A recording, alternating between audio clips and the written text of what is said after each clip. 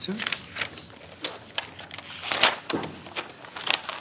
নিতাই পারা কামালা কোটি চন্দ্র সুশীতলা নিতাই পারা কামালা কোটি চন্দ্র সুশীতলা যে ছায়া জগত জুড়া যে ছায়া জগত জুড়া যে ছায়া জগত জুড়া যে ছায়া জগত জুড়া হে নিতাই বিনে বাই রাধা কৃষ্ণ পাইতে না হে নিতাই বিনে বাই রাধা কৃষ্ণ পাইতে না হৃদা করে দারুণী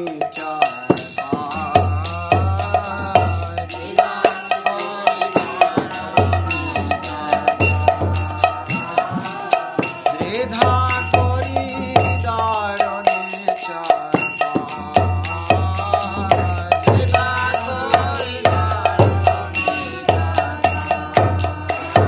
আসে সম্বন্ধ নাহি যারা পিতা জন্ম দিল তারা সম্বন্ধ নাহি যারা জন্ম দিল সেই পাশবদ দুরাচারা সেই পাশবদ দুরাচারা নিতাই না বলিল মুখে মাঝিল সংসার সুখে নিতাই না বলিল মুখে মাঝিল সংসার আবির কুলে কি করিবে তারা আবির কুলে কি করিবে তারা লোহাগারে মাতা নিতাই পাদ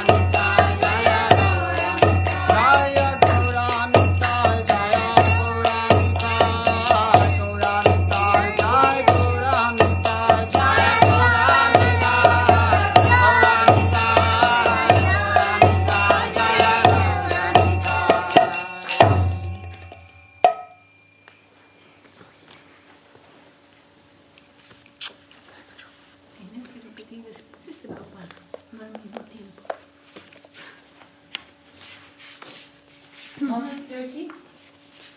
What do you want to sing? Yeah.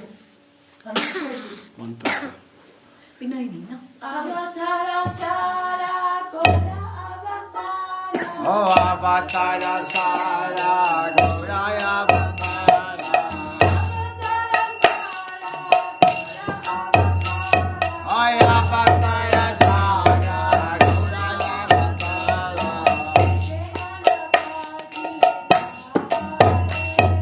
Okay.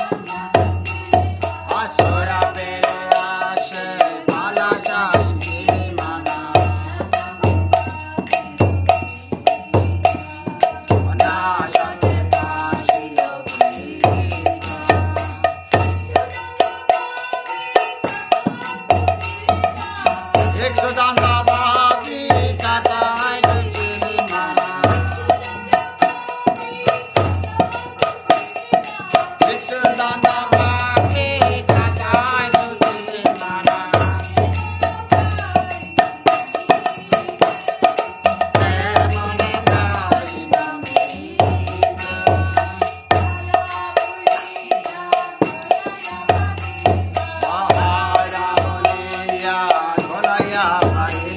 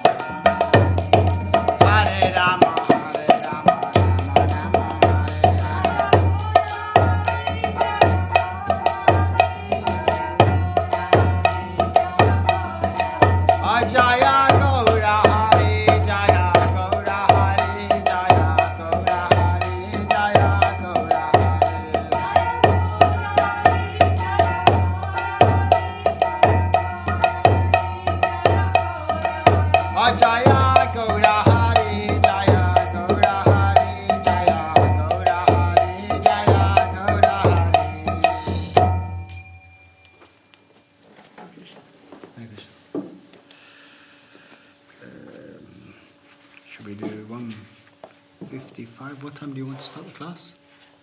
We do one more and you start? Yeah? 12:30. What's the time now? It's 12:15. Maybe we got time one more and then you start? Yeah. Okay, 155. Page 155.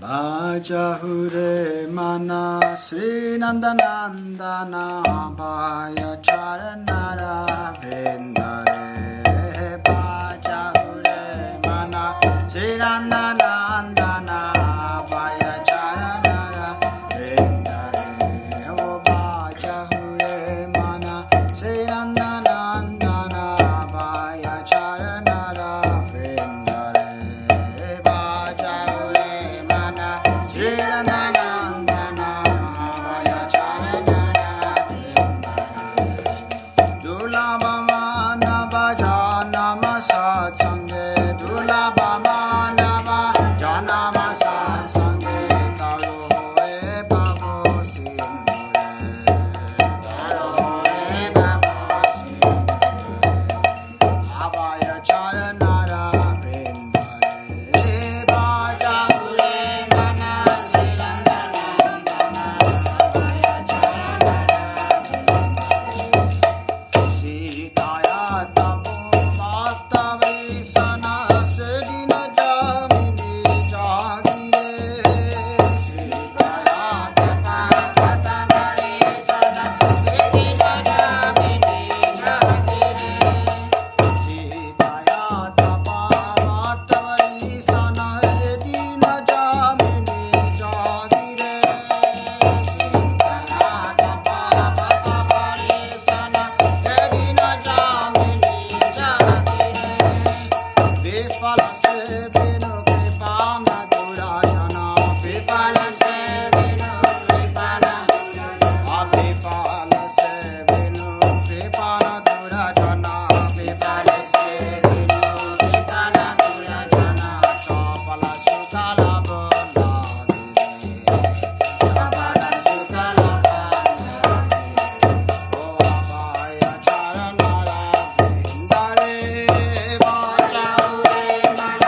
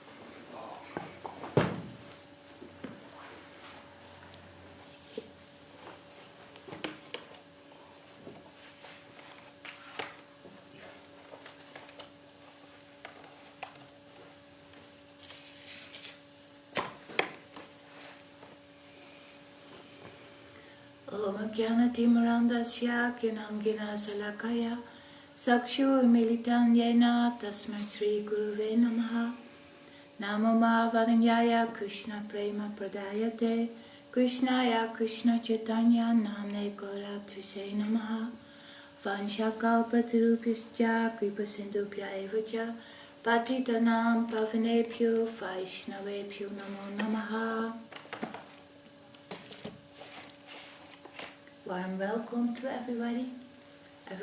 We are a very small group, but to say that actually here in the temple, humble setting, are the people coming together with fine theistic intelligence. Not that we're bragging so much about intelligence, because the devotees have no business in bragging about what they are, what they have. Well, they are proud of what they have by the mercy of Gurudev, but what I mean to say is like the theistic intelligence, what is here being practiced in the temple, is completely different than the intelligence what is being applied in the material world. This theistic fine intelligence is about not a partial knowledge what we see in the world, but this theistic fine intelligence is a very broad vision about what is really the truth, what is really going on here in the material world. That is that we are soul, and that God, the Lord, Krishna we call, is governing, controlling everything by his potencies and by his guidance, by his control. And in a nutshell, I want to read this about our position in the world. This is from In the Light of Loving Devotion, by talks from Srila Guru Maharaj.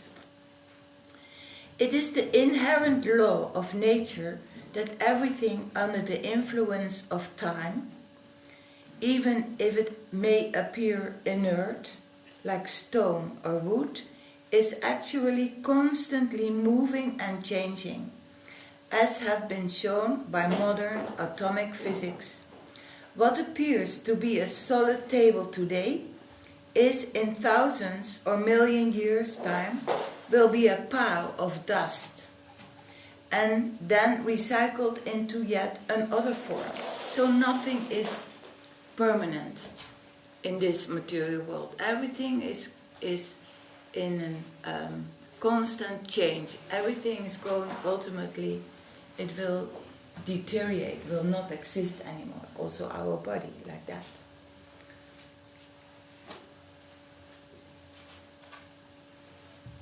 But Srila Maharaj is here using the word progress simply to mean the process of constant evolution, development.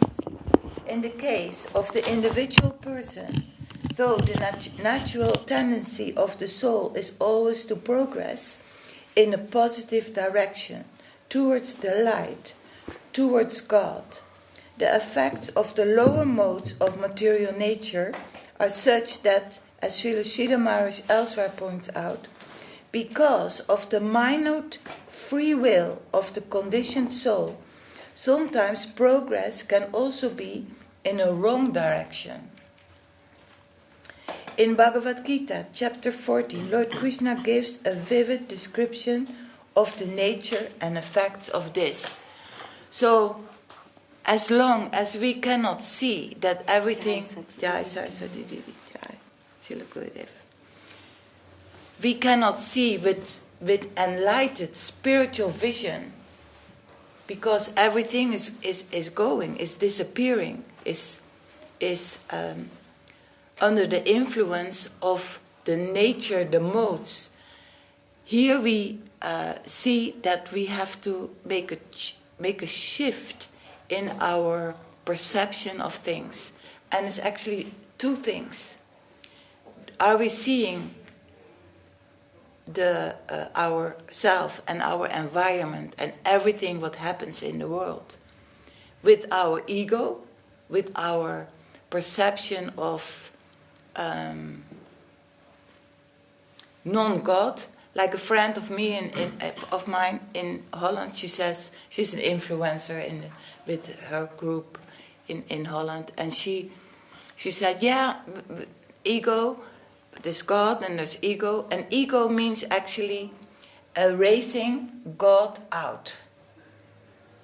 So, or we see everything what is happening in our world with soft, melting heart eyes of that the Lord is everywhere. His mystical power is everywhere. Or we can see it with the ego, that we don't see God, that we see just with the senses. There is stone, there is nature, there is things that happen, and erasing God out of everything what we feel or experience in the material world. So, this is the choice we are making. The choice we are making, do we see it with the eyes that God is in our life, God is our best friend, or do we see it with, like very dull, material perception of the ego? And that is mainly is, how much money can I make in the world? How much can I make a profit of the circumstances? Or how much do I have adoration from the people in my environment? So to have that free choice of how to see things, we can, when we open our eyes in the morning, we can directly be enlightened with seeing it with the presence of God in myself and in the environment. That makes everything so beautiful. Right away our heart will open and see as the things that going on in the day as a possibility to make actually progress. Or we see things very small in not thinking about God. Just see, another day, and being in a sort of treadmill. Oh yeah, now I have to drink some tea or coffee, and then the day starts. No, see it in another perspective. See it with an enlightened vision.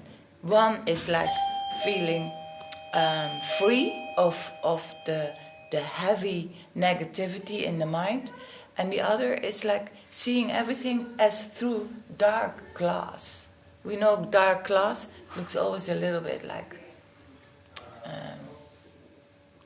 a bit like ghostly, actually. So see it open as with an enlightened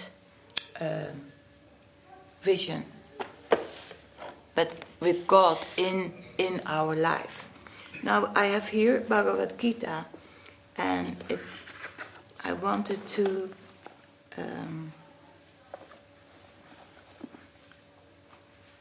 read something about, we already spoke about it, the different modes of nature in the material world. Ross, you can remember the different modes of nature with which we all the time are influenced by? The different modes of nature in ourselves and in our environment, how we deal with it. Do you remember the modes of nature? Modes of nature. Karma. It is everything in a material vision and in a material appliance of our nature, that makes karma. That's true. But even in that aspect of progress in the material world, there are different layers. And the lowest layer is ignorance. You can eat in ignorance, you can dress yourself in ignorance, you can talk ignorance, you can look at films, movies that you see, they are full of ignorance, or you can make a choice to have another type of influence of material nature.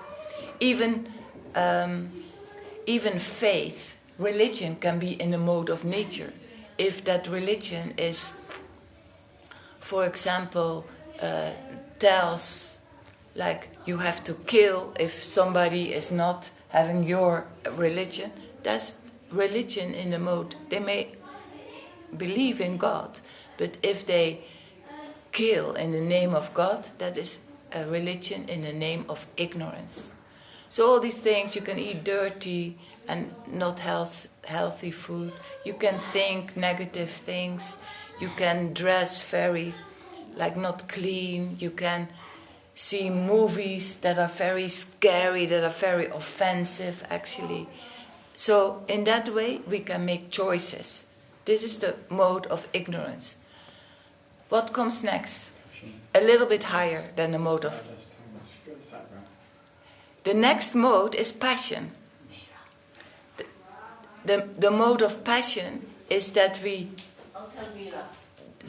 work very hard, talk a lot, do things very accumulating a lot, over the top, too much. That is in the mode of passion. Like being always very busy, like very, very over accumulating of things around us. That is in the mode of passion.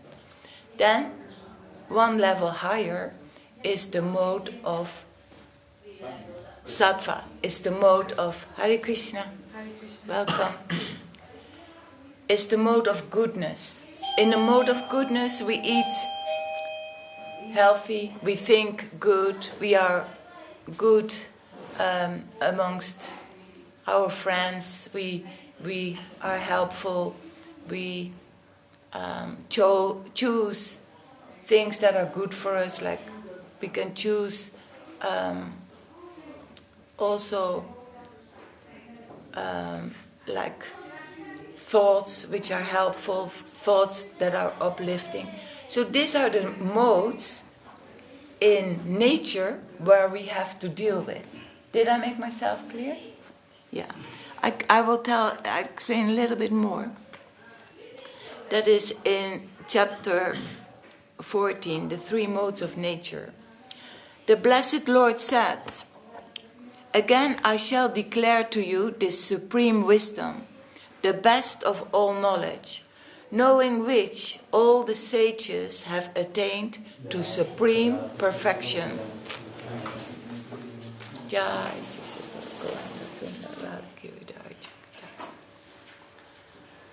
So if we make the right choices, and that means actually to make choices in the mode of goodness, then we can elevate ourselves.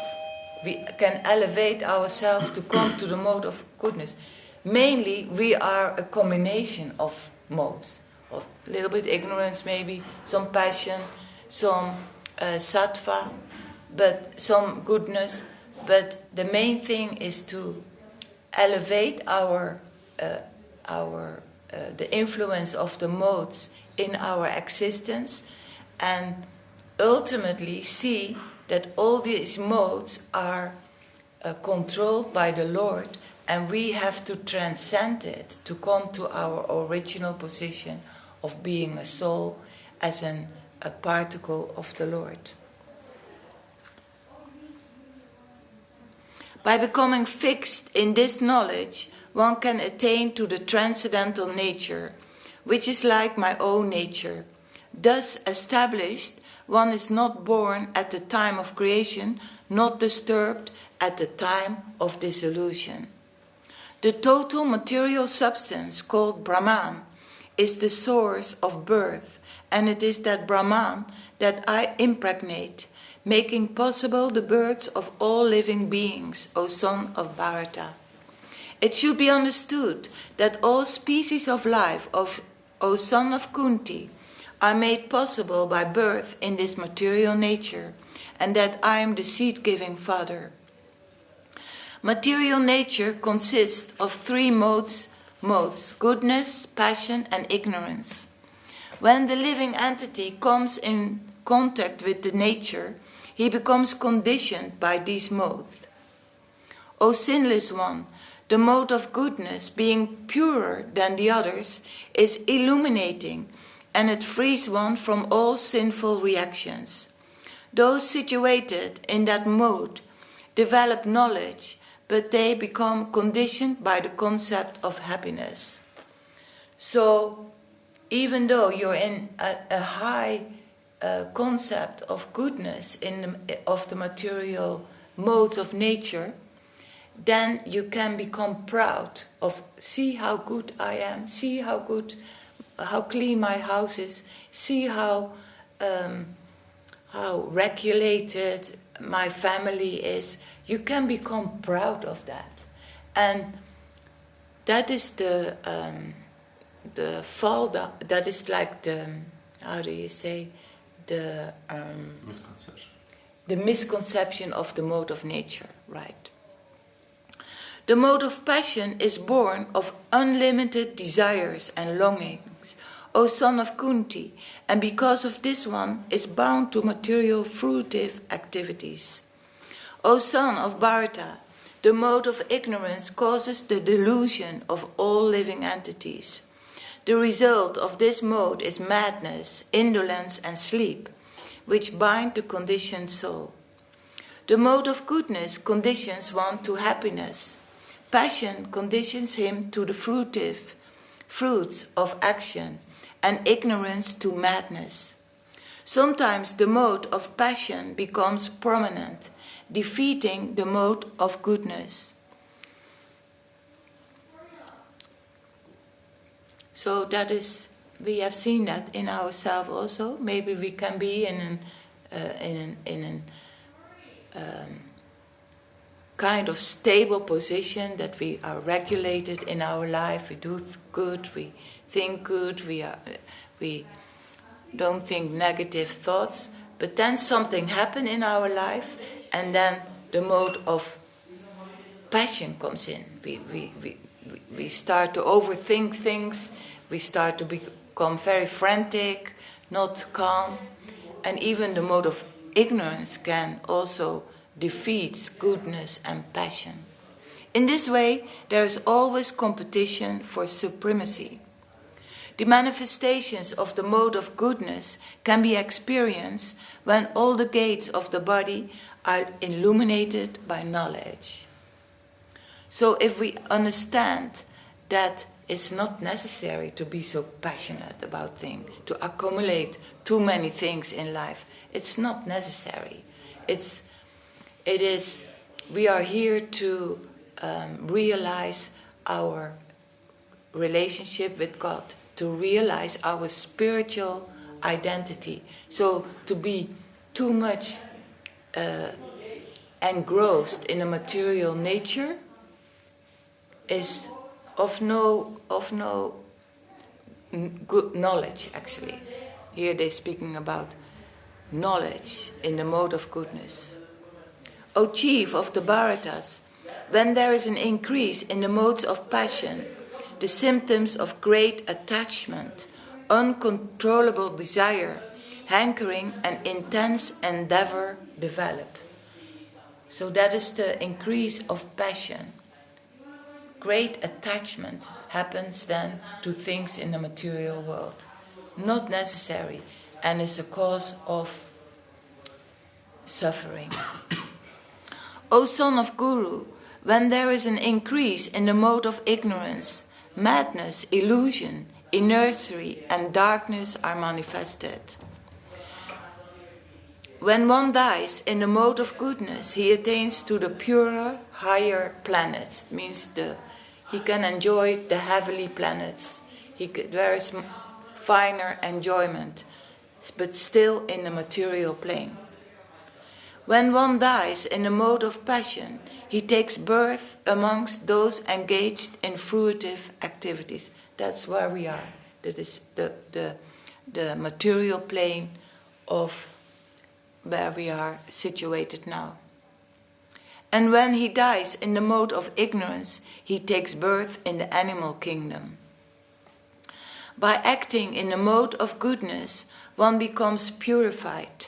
Works done in the mode of passion result in distress. People who are so busy and always doing so many things and having an overload in their schedule, they are always in distress actually. From the mode of goodness, real knowledge develops. From the mode of passion, grief develops. And from the mode of ignorance, foolishness, madness, and illusion develop. Those situated in the mode of goodness gradually go upwards to the higher planets. Those in the mode of passion live on the earthly planets, and those in the mode of ignorance go down to the hellish planets. When you see that there is nothing beyond these modes of nature in all activities, and that the Supreme Lord is transcendental to all these modes, then you can know my spiritual nature.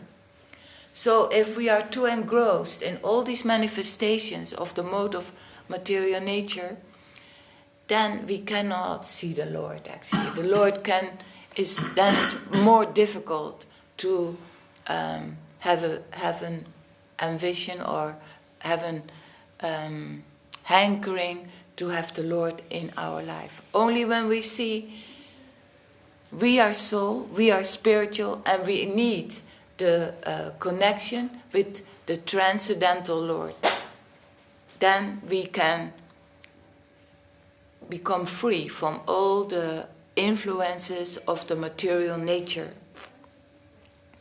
When the embodied being is able to transcend these three modes, he can become free from birth, death, old age, and their distresses, and can enjoy nectar even in this life.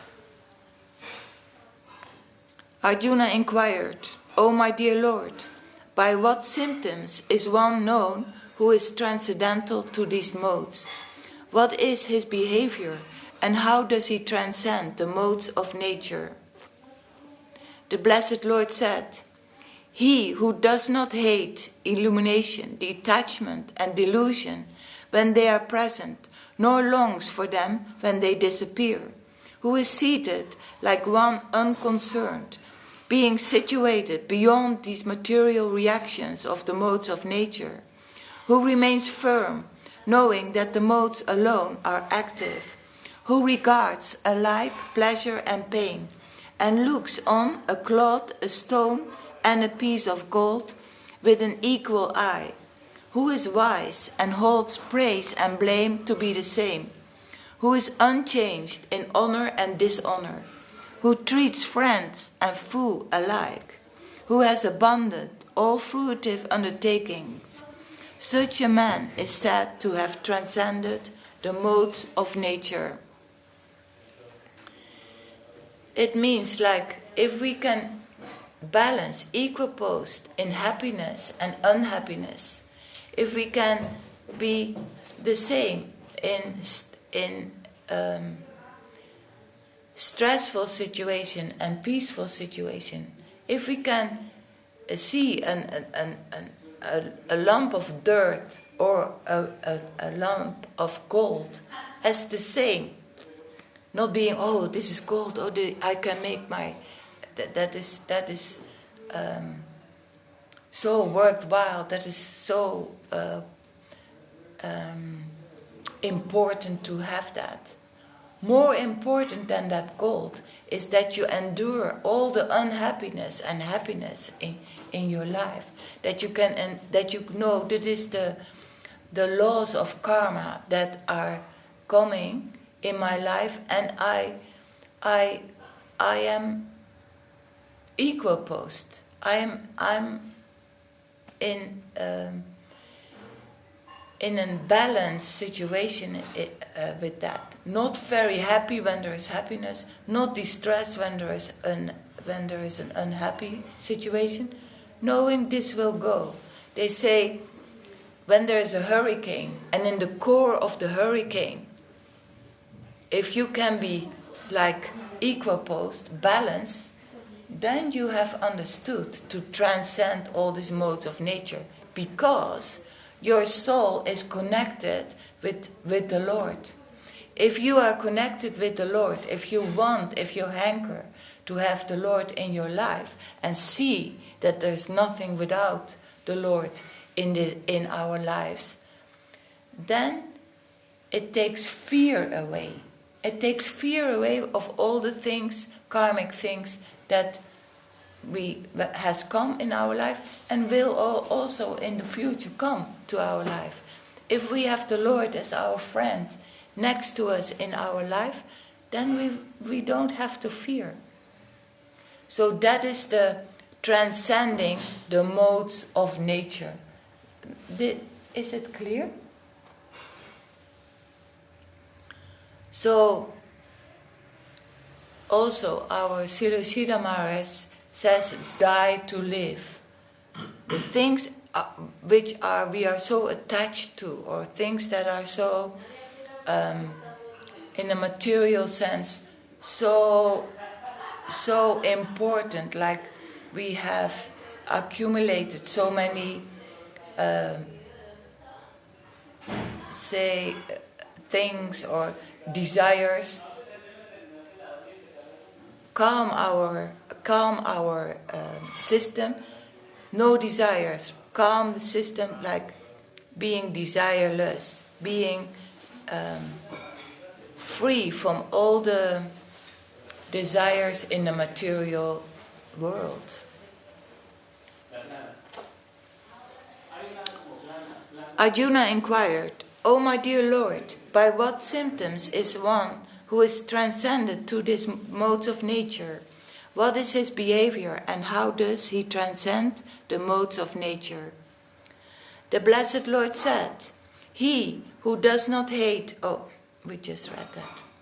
"One who engages in full devotional service, who does not fall down in any circumstance, at once transcends the modes of material nature, and thus comes to the level of Brahman. And I am the basis of the impersonal Brahman, which is the constitutional position of ultimate happiness, and which is immortal, imperishable, and eternal." The Lord is referring here to the Brahman, the liberated states of the living entity, by giving up all these attachments that have caused him or her, the living entity, so much suffering in life. So to do away with our attachment, do away with our desires, being equiposed in whatever happens in our life, and having no further desire to for material things. That is the liberated state, and that is called the Brahman level. So we get liberated from all the attachment in the material world, but that is just the basis of real happiness, because real happiness happens when we engage in service, when we engage our everything what we have received from the Lord, when we engage it in service, in glorifying Him, in giving our energy for activities that we have learned from the sadhus that are beneficial for our progress in spiritual life. So in that way we progress more and more, and we have free will. So free will means we can choose to progress in a higher direction, or we have free will to go in the wrong direction. That is being more entangled again in the modes of nature.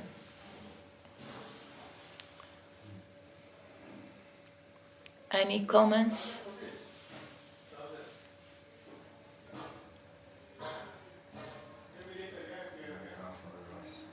What do you say?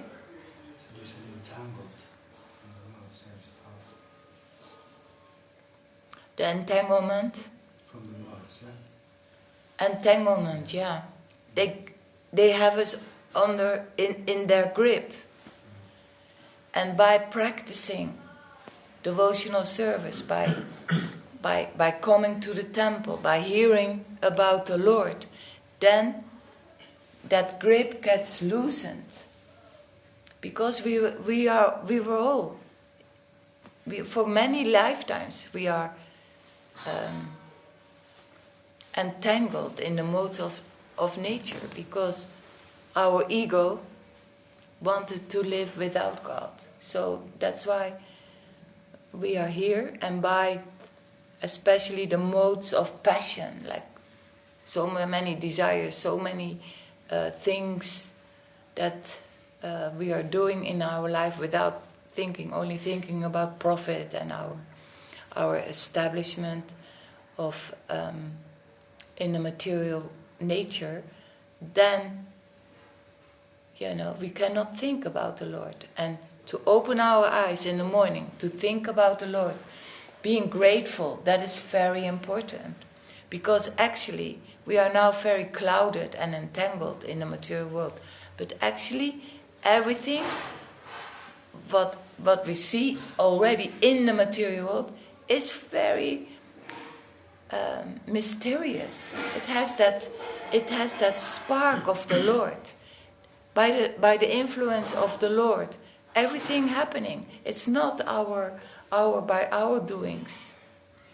It's the ingredients that we use of that the Lord has given to us. That is the Atma. The Atma can think. The Atma, because of the Atma we can think. Because of the Atma we can do things. And that is in the beginning, the Lord is there. But what we are doing with it, in what modes of nature we are using the thoughts and the activities, then we can make karma or we can make sukriti. Sukriti means pious activity, an accumulation of pious activities done to a devotee. It has to be connected with the Lord. You can do pious activities, or pious means actually already connected with the Lord. But you can do like good humanitarian activities. But if it's not connected with the Lord, it's still falsehood. It doesn't give you sukriti. We need sukriti. Sukriti means strength in our spiritual life to continue and make the right choices. Devananda, any comment?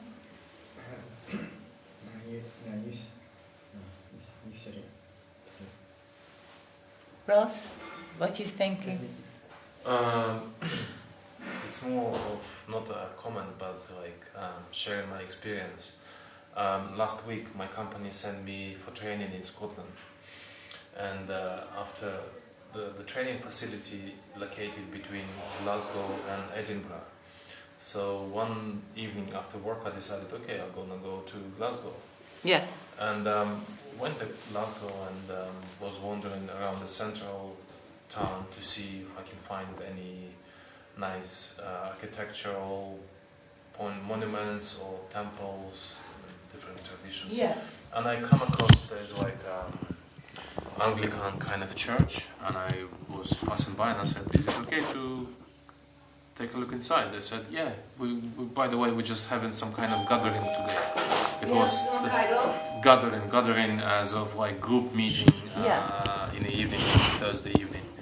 So I went there and I can see inside. It was quite nicely modern, refurbished. Not a big temple, but outside it's like like an English type church. But apparently it belongs to Scottish tradition, more as a Scottish church. It's similar tradition to Anglican, it's just slightly separated, but the traditions are quite similar.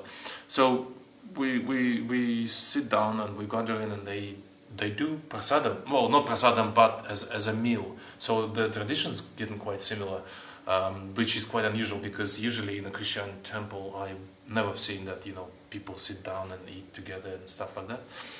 Obviously, the food was not offered to the god. We just sit down and they It was just not start. vegetarian. That's a good question. I haven't tried it. So it was pasta. I'm not sure. It might have some meat, maybe not. But they didn't point out whether it's vegetarian or not. So I'm assuming it's not very crucial. It's not very important whether it's vegetarian or not. So it's not like anything in Christian tradition. But the main question which I wanted to ask, because for me, coming to the temple is the place to enlighten me, to inspire me to do some more spiritual work. And to do some spiritual work, not just once a time a week, but on a daily basis, like japa meditation or kirtan or anything like this, or even come into the temple to listen to the lecture and then read some books later on. So my main question was, I wanted to find out how long they do actual spiritual work, not just gathering and sitting and talking about the God or Jesus or watching a movie about the Jesus, which was the case in that evening. Well, so that's the question, and they're like, oh yeah, just sit down, watch some movie about the Jesus, and then later on we can discuss. I said, I might be a bit short of time, but I just wanted my main question. What's the usual plan? And they said, okay, that the main plan, the main kind of activities happening on Sunday service. On Sunday service, they gather together, they have some music instruments, they sing about the Lord, the Jesus who saved our souls and similar. And then after that, that's the part which they devote, where they open up the book of the prayers and they pray and worship to the Lord, to the Jesus. So the whole spiritual dedication of work, it's happening on Sunday for probably half an hour, 40 minutes at most. I said, for me it has to be happening on a daily basis, and but they couldn't even understand what I'm talking about. They're like, but we're having a good time. We here as a group, we had some meal, we can talk about Jesus and stuff. But talking about the God, it's not gonna clear your heart. It's not gonna work on your perceptions and karma or your attitude towards the material things. It's not gonna help. It's not gonna help much.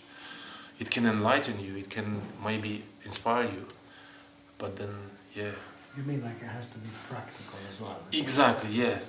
And that's what in Vaishnava tradition we have, like step-by-step practical guidance, what you need to do when you wake up in the morning, or what you need to eat, how you need, everything. Some of them, they chant the rosary, isn't it? Yes. Daily practice of some of the more strict tradition.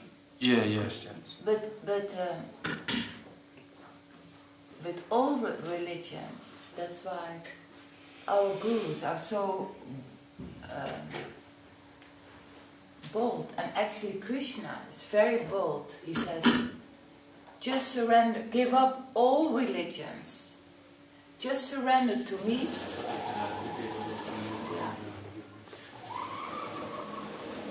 Have no fear. I take care of you. Because the Vedas are full-fledged theistic. In Christianity, for example, there is no knowledge about God. There is no knowledge about, yes, he is a person and he is a transcendental person. He is like us.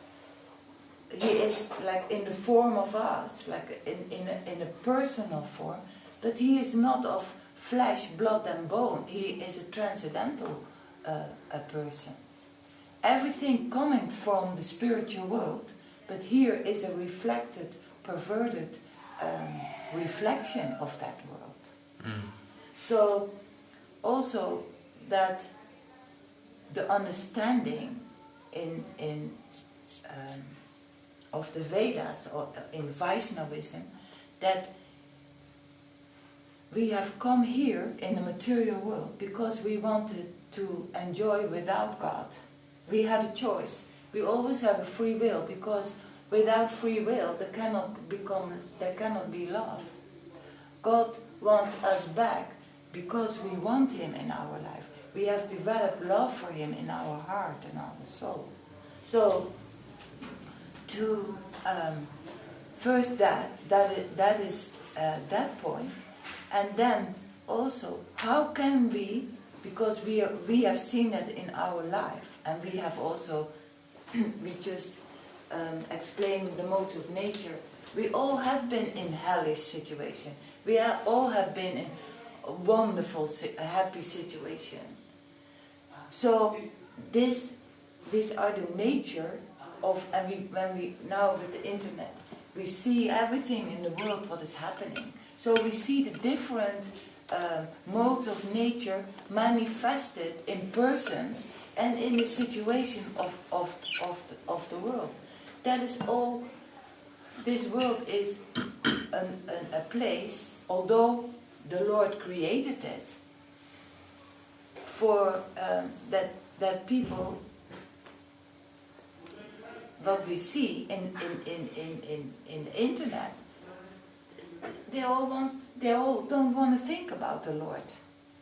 Although when we get purified by the process of chanting, eating a vegetarian diet, having a good thoughts, knowing that you're not the mind, you're not the body, then more and more your soul opens, and the realization of that God is everywhere in our life and in everyone becomes clearer and clearer. The clouds disappear.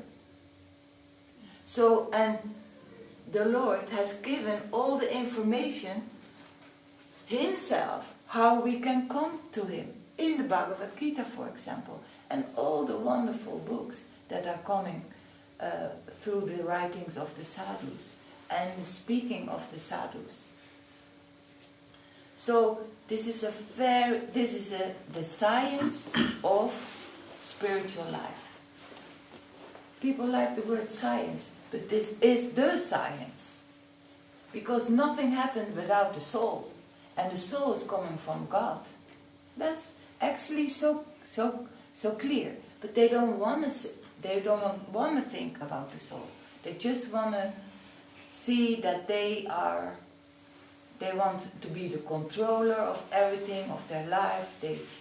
They just think that they are in charge of everything. They're intelligent. They're so beautiful. Where does it all coming from? They don't want to think that, and definitely they don't want to bow down. They don't want to bow down. Oh, that's very difficult. No, they don't want to bow down. In the Western places, very difficult. And in India, you can find some people normal. going down, but And also, they really don't want to think that somebody is better than themselves. They say we will enjoy in heaven with the Lord, not serve the Lord, but enjoy with. Yes. He's there to provide enjoyment. That's how they speak. Yes. But still, I think the Christians, they're also on a journey, and I think it's good what they're doing. They do some good stuff. Definitely. And what I just heard that this week, I think, that they say, and the Lord came in the form of Jesus to suffer, to know what is suffering as a human. The Lord will never suffer. He's the Lord. He knows that our suffering is just made by our own self. We had that talk about all the suffering comes mainly from the mind. Isn't that true? the concept that Jesus came on earth and took all the sins and reset them. So since then you can sin again, and that concept. Yeah, that doesn't make sense. Yeah. And the same as definitely the Lord doesn't have to take. He takes a human form, to show that he is Krishna, or to show that he is Sri Chaitanya Mahaprabhu to save us. But he doesn't have to show that he is suffering like a human being. And he knows that our suffering in the material world will be of benefit, because otherwise we will not come to the path of surrender. We have to surrender back to the Lord. I want you in my life. I need you in my life. I'm helpless without you. It is a ridiculous thing to think that you're in control and that you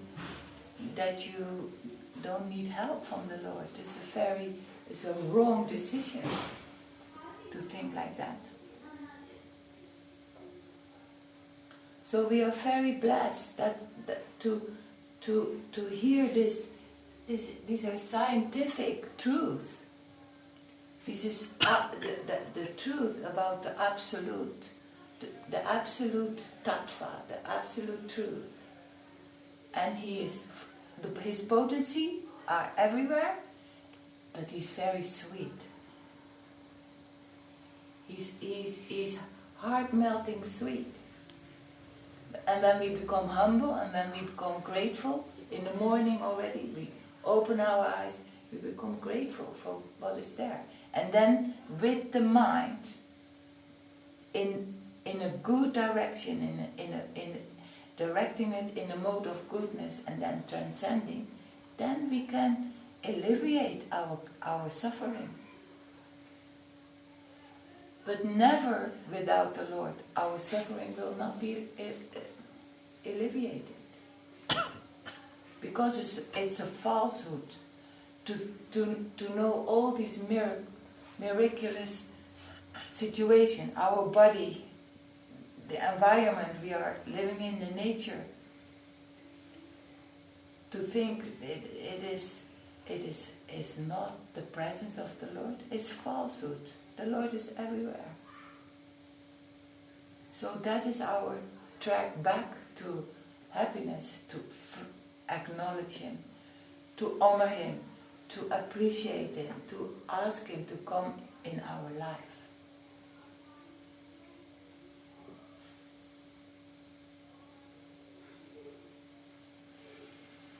Yeah. Any comments? I'm just enjoying. Okay. Okay, we stop here then? Sachi, Try.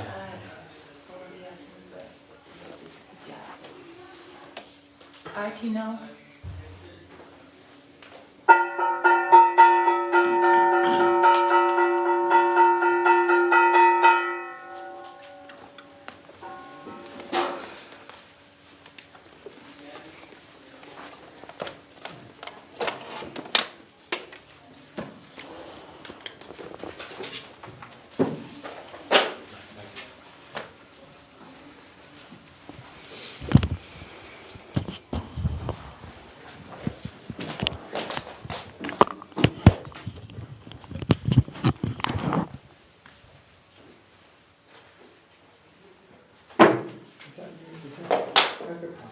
Yeah.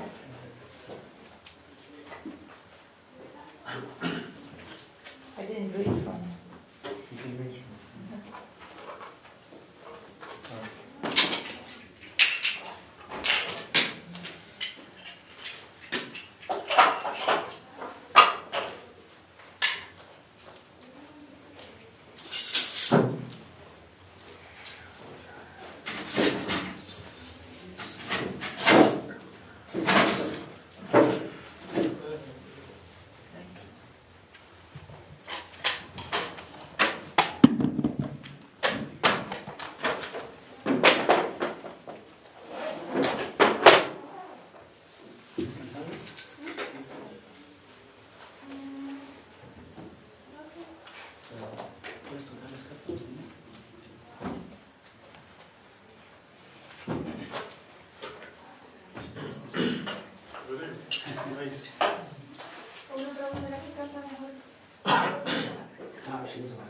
You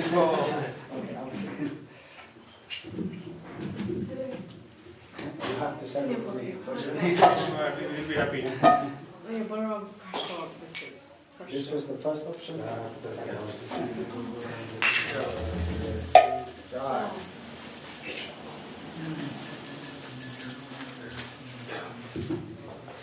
I just say Chaitanya Prabhu Nityananda Bhaja Shri